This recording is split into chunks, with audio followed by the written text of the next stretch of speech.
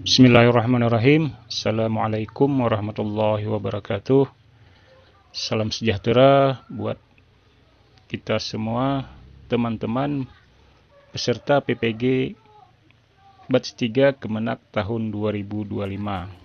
Pada kesempatan kali ini kita akan sedikit berbagi bagaimana cara membuat tugas mandiri ya teman-teman pada LMS PPG Kemenak tahun 2025 Batch 3. Di sini saya akan mencontohkan cara membuat tugas mandiri modul profesional Mapel PPG Pendidikan Agama Islam atau PAI ya teman-teman.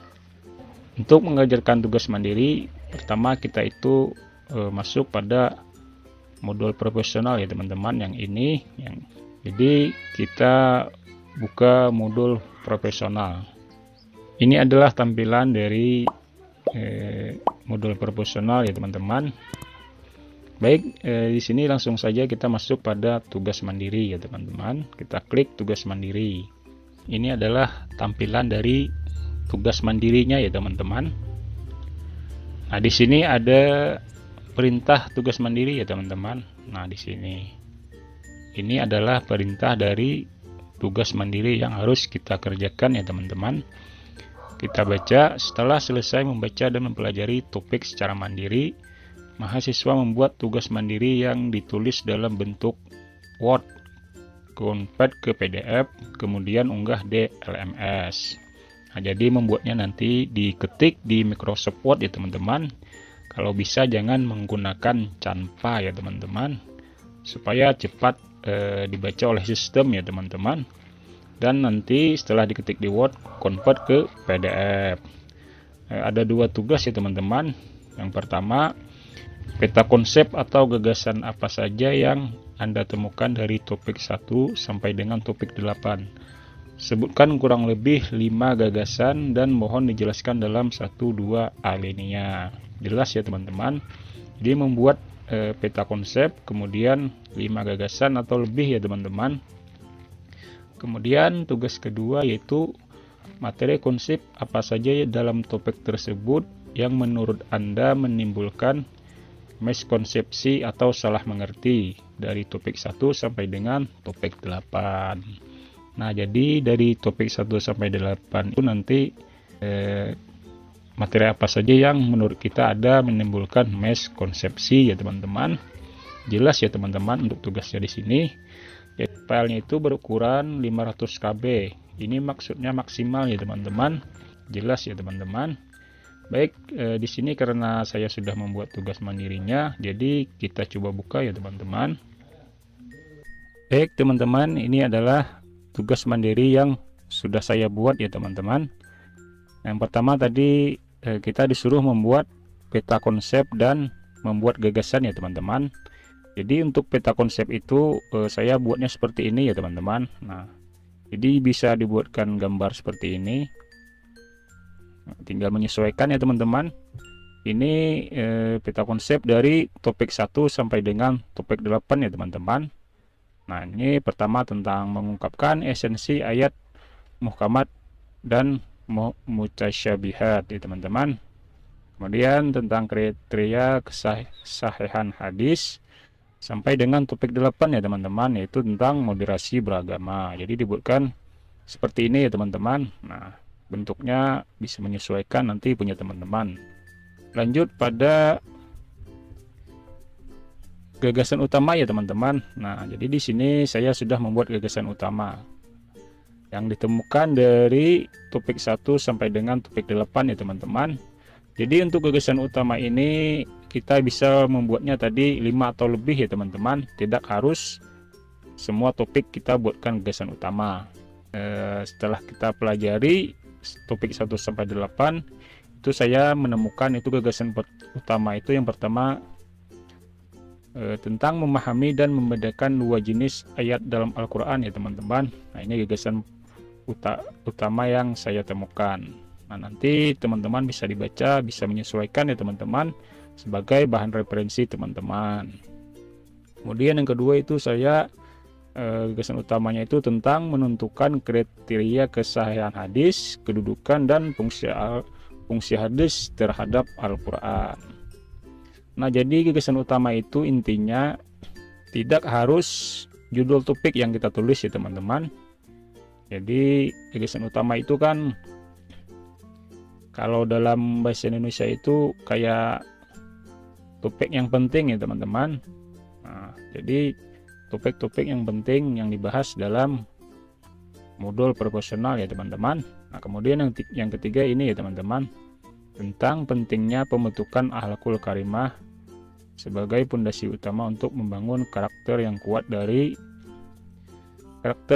dan positif dalam sebuah bangsa ya teman-teman. Bisa dibaca, bisa menyesuaikan. Kemudian itu yang keempat, gagasan utama saya itu tentang menanamkan nilai-nilai moral, etika dan spiritual ya teman-teman. Nah, itu khususnya itu pada topik 7 ya teman-teman, saya mengambilnya gagasan utama pada nomor 4. Kemudian gagasan utama yang nomor 5 itu tentang mewujudkan praktik beragama yang seimbang, adil dan tidak ekstrim. Ini tentunya pada topik 8 ya teman-teman, tentang moderasi beragama. Nah, jadi saya membuat 5 gagasan utama ya teman-teman.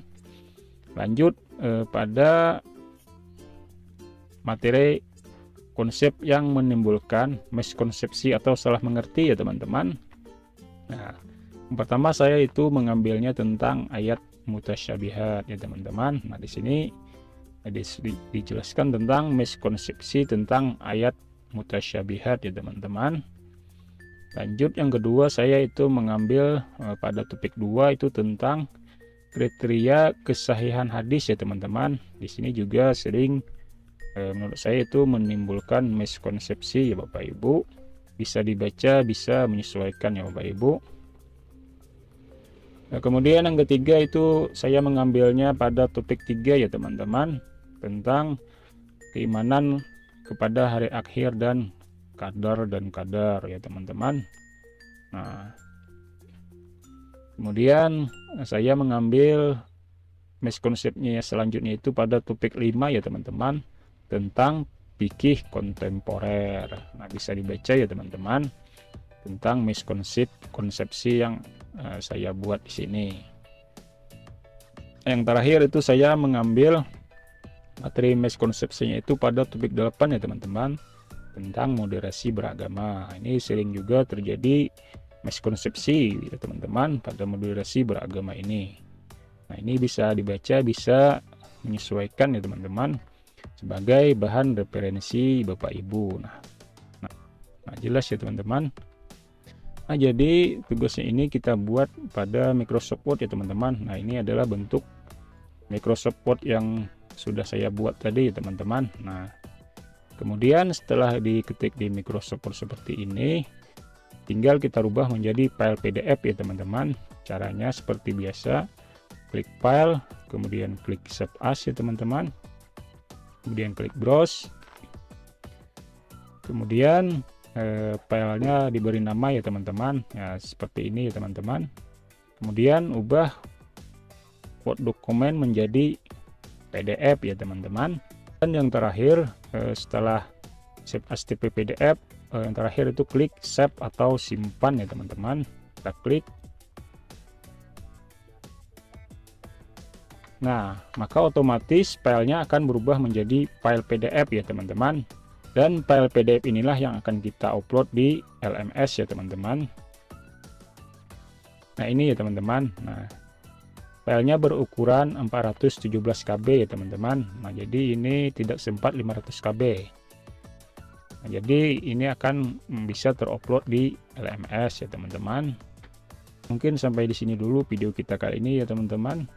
Semoga bermanfaat, semoga bisa dimengerti bagi Bapak Ibu yang ingin melihat atau mendownload file contoh yang sudah saya buat ini sebagai bahan referensi. Nanti saya akan kasihkan linknya pada video ini. Terima kasih sudah menonton. Mohon maaf jika ada salah-salah kata-kata yang kurang dimengerti. Jangan lupa subscribe. Sampai jumpa di video selanjutnya.